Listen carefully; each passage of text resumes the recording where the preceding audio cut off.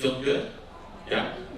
Cool. So before we get going, I just wanted to thank everybody here in this room because of you, you make the marketers in our community super smart, successful, and without you, they would be lost.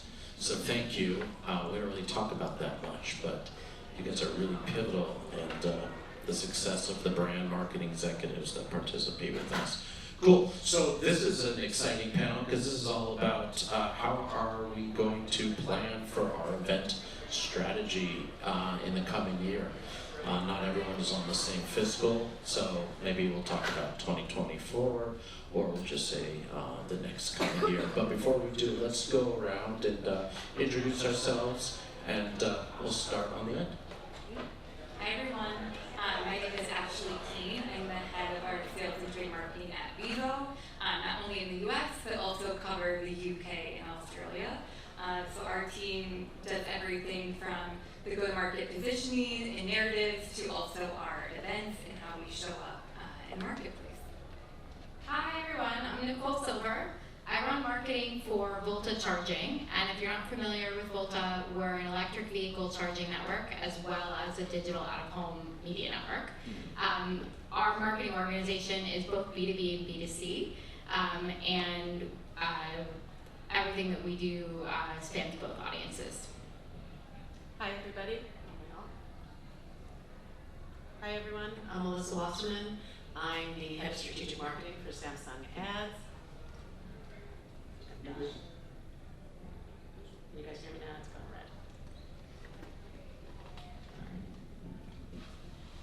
Hey everybody, I'm Wasserman. I'm the head of marketing for Samsung Ads. I'm responsible with a great team for all B2B positioning, go-to-market, comms, and events for our ad-supported products.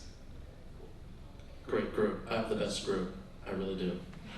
Okay, so let's dive right in. So let's talk about, it's the beginning of the planning season. You're starting to think about the new year.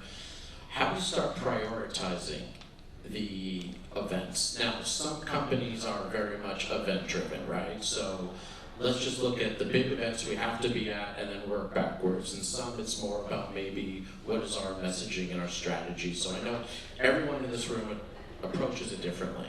Love to hear how each of you approach it. Nicole, you want to start? Sure. So first, thank you for this question. It's extremely timely as we're in the midst of planning. And we are definitely more of the latter in terms of thinking about the overarching plan and how events fit into it. So we have a pretty standard approach. We think about what are our goals and what are our objectives for the year ahead. Volta is a high-growth business, so every year they've been a little bit different, and we need to outline what we need to accomplish. Based on that goals, what's our strategy? How are we going to go achieve those goals? And what's the messaging and narrative arc that we'll use to go through that strategy? And then, what tactics ladder up into that narrative and into that strategy? And where do events fit in? And so there are, of course, tentpoles on the calendar, and as the previous panel mentioned, they're on the calendar, so you plan around them. But we're essentially looking at the full list of events and how they plug in to that overarching strategy and narrative, and which ones we pick to fit in.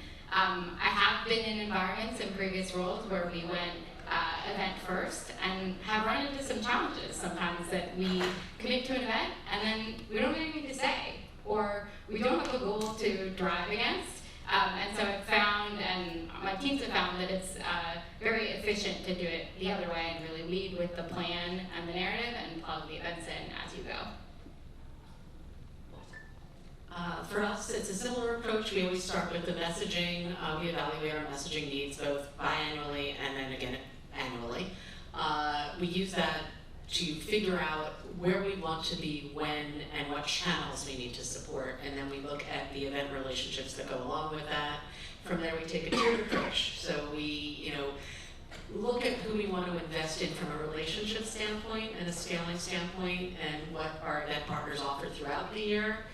We then have a step-down approach, more so, I would say, for some of our emerging businesses or emerging messages, where we want to see where the industry is going. And then even a lower tier than that, where we really want to just attend or do like sponsorship or partnership to kind of get a feel for how things are growing. An example of that would be, we went to Possible last year, and that was a big event that people in our side of the business are talking about. I know a lot about MMA, but I didn't know a lot about that event, and so we wanted to make sure we checked it out from some perspective. And that's kind of how we go into that. As long as messaging is the lead, we do try not to find ourselves with nothing to talk about. It has happened, I think, to all of us. But for us, that's one of our controls. Yeah, I would say the same. I think what's interesting, and I'll share a real life example, and curious for this room. I think for Vevo, one of our biggest challenges is that I think many of us, probably maybe many people in this room, think of Vevo as the lower, third corner, watching YouTube videos, watching music videos via YouTube, and really within the past 5 years, Vevo has expanded to become a CTV fast network. So for us, that awareness, that message that Vevo really is the home of music television. We are what was once in the day what MTV was to music videos. We have that collection of music videos and that fandom. So I think for us, yes, starting with that message, using that awareness. And then I think to Jason, your point there will be events that we need to be at. We will participate in the New Front, we will be at Cannes, but then I think it's really looking at what are those top of the funnel, high level awareness events where we can evangelize our message that we are a CTV network, we are the world's leading streaming music video network.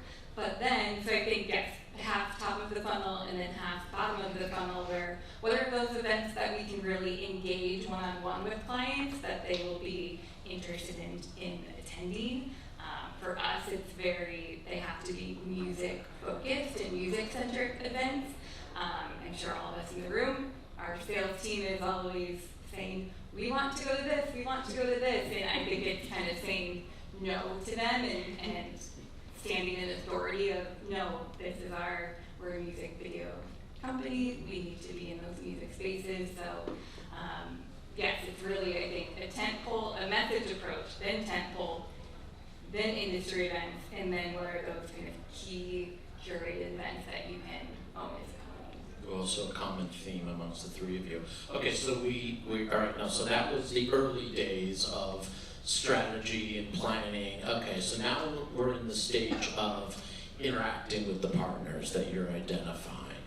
And so how do you start prioritizing or ranking the things that are most important from the partner to be able to determine the investment, right? So some of it is about, is there content that's going to be captured and can we distribute that after or for our own reasons? Some of it may be, do I have the ability to share a case study? Can I be there with a client? Some have speaking engagements, some don't.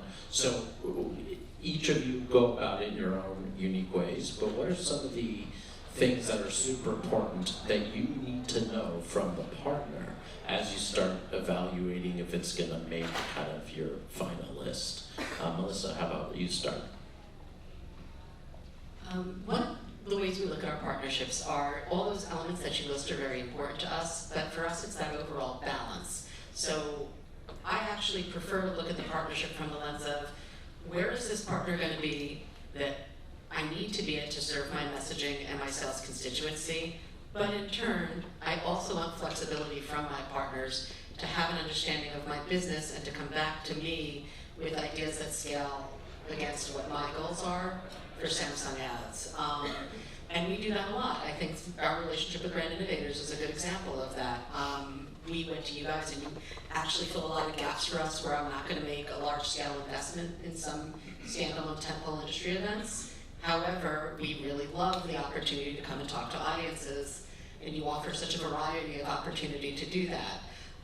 We do love to have a case study to talk to or to bring a partner up on stage.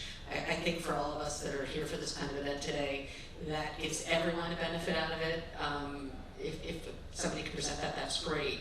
But again, ties back to messaging, fulfills a need from a event and tentpole presence standpoint, but mostly willing to work with what we are trying to achieve with our marketing plan and offers us a little flexibility to do that. Yeah, I agree. I think it really comes down to the flexibility with the partner, getting their feedback on creative solution for us, and then who's the audience in the room. Is it the key decision makers? Is it the C-suite? Is it the kind of entry-level clients and agency people? So I think having that great mix, but yes, I think you hit the point. I agree with everything that's been said and wanted to add to something that you mentioned about partners coming to you with ideas. That's been a big theme for us this year. One of our partners, very digital out-of-home focused, has offered us numerous things for budgetary, for strategy reasons we didn't participate. And at several instances through this calendar year, they've come back to us and they've said, I know you didn't sponsor this thing at Cannes. These 3 clients who I know are valuable clients for you are going to be there. Would you like to come in? Or I know you weren't considering this level of sponsorship for our event in October during Digital Signage Week. We know that this thing is valuable for you. Would you reconsider? And in both of those situations, they were spot on. They were high value client relationship opportunities for us. And in both of those situations, we reconsidered our mix and our commitment to that partner. And so I really want to reiterate that there is, of course, the strategy and the goals and the overall mix, but for partners specifically, the amount of partnership they bring to the table, is it more than just a sponsorship that day and a consideration for our business goals, is so critical in how we make decisions. I just also wanted to add not to underestimate the use of a post-mortem from last year's event into determining your mix for next year's, and also working with partners that are aware of what your status of your industries are.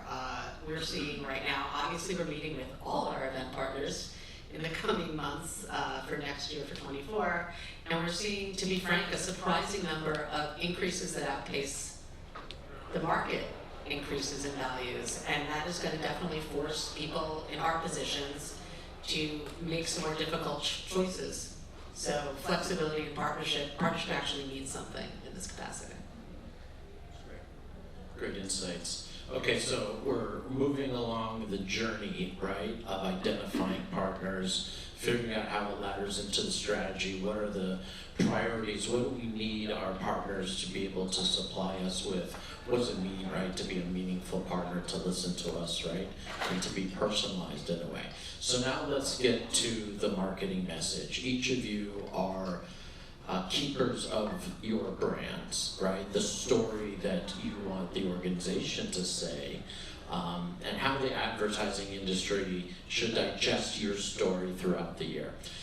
That now translates to your sales team and how you communicate the story to the sales team. How are you interacting with them?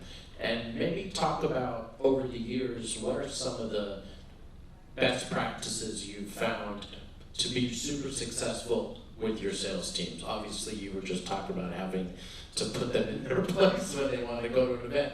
But when it comes to the story that you want to tell, because it's easy to get off track and to just attend. But how do you really stay on brand message? So with that, Nicole, you want to kick it off? Sure. So first, I have a little secret. I actually was in sales earlier in my career, and that was one of the most valuable experiences I've had as a marketer, because it gave me perspective on what does it feel like when you're going into the meeting, or when you have 7 meetings in a row at an event, and what amount of prep is actually necessary and what is not helpful. And so I've tried to always remember my seller hat when we're gearing up for events or when we're rolling out new messaging. And there are a couple things that have worked really well. So at Volta, we rolled out an entirely new narrative for Volta Media shortly after I started and as we built the team.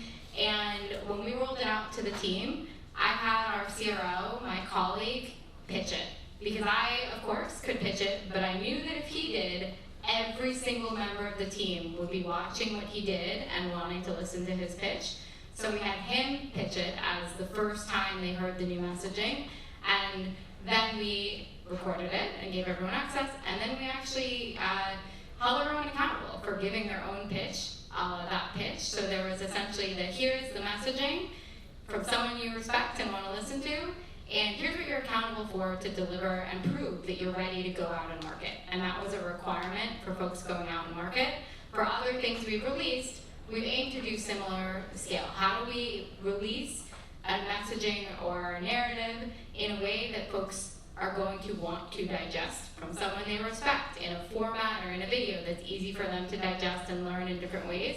And how do we create some accountability? Because going back to my sales hat, I needed to know the messaging so I didn't look stupid in my meetings, but I had to practice to know it, and I had all these other meetings to do, and if somebody hadn't made me practice, I wouldn't have known it.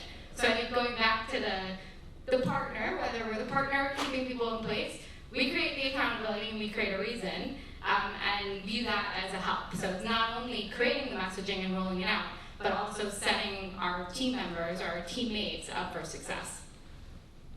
Yeah, I agree, and I just thought of an example while you were speaking, and we've done a similar practice. I think, first and foremost, you have to be partners with your sales team. The relationship building is key. But I think working with them early and getting ahead of things as early as possible, rolling things out as early as possible. And I'll use an example of, we probably, for most teams, we have a sales summit, national sales meeting that's in February. Our go-to-market deck, upfront deck, doesn't roll out until March or April. So we actually used our internal sales meeting this year, and I really kind of pushed the team and we're gonna get the upfront deck and that go-to-market narrative 80% of the way there. We are gonna have the sizzles ready, we are gonna have content so that we can have the sales part. I did not pick, not my place, I'm usually not, I don't like to be in front of the microphone, I like to be in the room. So we had our sales team pitch that deck for us, but I think it was great. So they did the sales pitch, and then for the next hour, we, as the marketing team, the research team, our president of sales really dissected every slide and had that feedback loop with the entire sales team of, does this make sense? Does this message make sense? It was really critical to get the sales team the sales team's feedback. That way they feel they're part of that narrative as well, and they're in the rooms with clients every day. So it was the what we shared in February to what we rolled out in market. Definitely shifted and for the best, and so I think the more collaboration you can have with your sales team, the better. I'm right in the same place. I think that, collaborate. However, marketing has to make the decision. We work on messaging with our sales team just because we are the B2B arm of marketing, and that's, kind of what our role is. I work with my team to kind of think of B2B marketing as a hub within our organization. So we are the keepers of the brand, but we are also a division that provides a service. Most of us, I think, actually get our budgets as a share of revenue percentage. It's based on that. If they succeed, we have more money to play with. I mean, that's really, and make the brand stronger. I mean, I don't want to sound as flip as that came out, but the reality is, you have to be collaborative, you have to gain trust, and you also have to put boundaries to, find a way to say no nicely would be, I guess, the best way to do it, because these guys and these women have a very hard job to go out there and sell.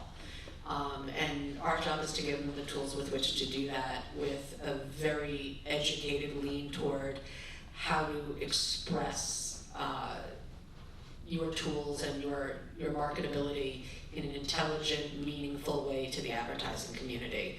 So if they trust you to do that, you can trust them to take your work out to the street. So. Great, we have time for one more question, and I'm going to open it up to the audience, so get your questions ready. Okay, so we're now deep into the year. The events have been amazing. The sales team has closed so many deals. Everyone's happy. We're bringing back the Christmas party. And remember Christmas parties? Yes, exactly. Yeah, I think that ship sailed. It's not a Hanukkah party. Okay, so let's just talk real quickly about pivoting. So, middle of the year, all of a sudden, there's some shifts in strategies or new events, new opportunities come to light, and you get presented with these opportunities. How do you prepare for these pivots and these new opportunities, shifting budgets, shifting priorities? What are some things your peers here in the crowd should be thinking about? Ashley, do you want to kick us off? Yeah, I think what's interesting, and back to your first question of how do you evaluate the mix from the beginning, is I think you have to leave some budget for those opportunities that do come up throughout the year, and really those kind of magic opportunities. And for us being in music, Taylor just announced last week that she's doing her Eras Tour movie, and so for us, my team, of course, they're Taylor Swift fans, and immediately they were like, Ashley, how cool would it be if we rented out movie theaters and had our clients come in to watch that movie experience? So I think you have to leave, for us, especially within the music video space, to leave room for the magic of those events that will come up, or if artists release, SZA just released new concerts coming up this fall. So I think it's imperative to leave some budget for the magic, and leave that budget for opportunities where you can connect one-on-one with clients. Yes, I'm never going to have enough budget to all of a sudden be able to partner with a big event, but you can leave enough budget to be really nimble and create really bespoke, unique experiences that, in my opinion, leave a better impression with your clients than sometimes a massive industry event. I think some of those smaller, unique experiences go further and build your reputation in a better way. I have 2 pieces of advice. The first is be real with yourself about how much you can actually plan based on the maturity of your business and the industry you operate in. In my role right now, I sit at the intersection of digital out of home, which is changing, evolving quite a lot as it's more measurable, more digital, was wildly impacted by COVID, and EV charging, where there are announcements in the news every week that impact how we're going to scale the network and how and where we're going to place our stations. And so I have to know, as I plan, that there's going to be a good amount of variability, and many of the best marketers I've worked with and had the privilege of having on my teams are phenomenal planners. Marketers by nature, we make great plans. Don't get too excited in our planning, and be real about what we can plan and account for that. And the second part is a piece of advice from one of the best product managers I've ever worked with, who clued me into the way he did his roadmap every year. He said I would plan it at 80-20, 80% of the roadmap is baked. This is the roadmap we're going to do. This is the roadmap I'm going to share and go share with the executive team. This is the 20% of variability that I'm going to bake in, knowing that things are going to change, that some releases are going to take longer, that people are going to be out of the office. I'm going to give myself the flexibility. And I always aim to do a similar thing with our budget, which is a percentage of it is pretty baked. Things that are non-negotiable, things that need to happen, and a percentage of it is determined for variability, given I know that I'm in a highly variable industry, and our team knows that and is planning into each of their budgets. However, you have to be a little creative with finance. If I leave a line item on the budget that says variable, that's not going to work. I'm sure most of our CFOs aren't going to be too thrilled with that. So we're creative in how we do it, but that's the foundation behind it. Understanding how much is going to change given the business that we're in, and setting ourselves up with a structure that leaves room for that change, and a slightly creative titling to make that work. I'm actually not going to add much to that. Everybody has a line item in their budget that we all try to save, so we have cash at the end of the year. Also know you're going to have to give back money. Most of us have to throughout the year. So look at your roadmap quarter by quarter, see where you can save. And the only other thing I'd say that I don't think we touched on was read your contracts. See if you have an opportunity to pay a kill fee rather than lose your whole budget. so that if you expect that something is changing down the road, you can shift some of your event money elsewhere if you need to do that, or even work with your partners to see if that commitment can go to a different calendar, a different division that you have that has more cash on hand. But we're marketers, it's our job to be agile. So look at it that way. Shameless plug. The best part about Brand Innovators, we are the most flexible organization. So, I will agree. yes, but the kill fee, ooh. Should I start adding that to our consulting group contracts? Yes, exactly. So we really took everyone along the journey here, right? What are we doing to strategize early on during planning? How are we, interacting with our partners? What's most important that we hear them provide us so we can understand the investment? We talked about working with our sales team, the challenges, the opportunities to think about, to convey the brand message, to make sure everyone's rowing in the same direction. We talked about pivoting. I want to open up to questions from the audience. We've got about 5 minutes left. I think this is a really great time because I think everybody in this room probably is in the planning mode. And you're looking at opportunities, you're also struggling, I don't use that word lightly, with the economics of what's going on in the industry, and you need to do more with less, right? So I'd love to open up questions that you either have for the group at large or for the panelists. Yes, in the back. Name and company, just so everyone can know. Wes, CEO of Creative Strategies. We do media and tech consulting for B2B marketers like yourself. So my question is just pretty simple. Like, what do you guys find you struggle the most with? Like, what's the gap or thing that always kind of arises and you guys need help with? What's the stick? It's an interesting thing because we all should know kind of what we want to get out of an event if we're looking at it from that perspective, and that's why you have the partnership. I myself struggle the most with how to best balance my incumbencies with my changing messaging needs. Working for a larger company, you kind of want to hold on to some land, but when we all are impacted with budgetary changes, how do I make sure that I make the right decision and stick to where the puck is going, so to speak, at the same time with limited new funds coming in?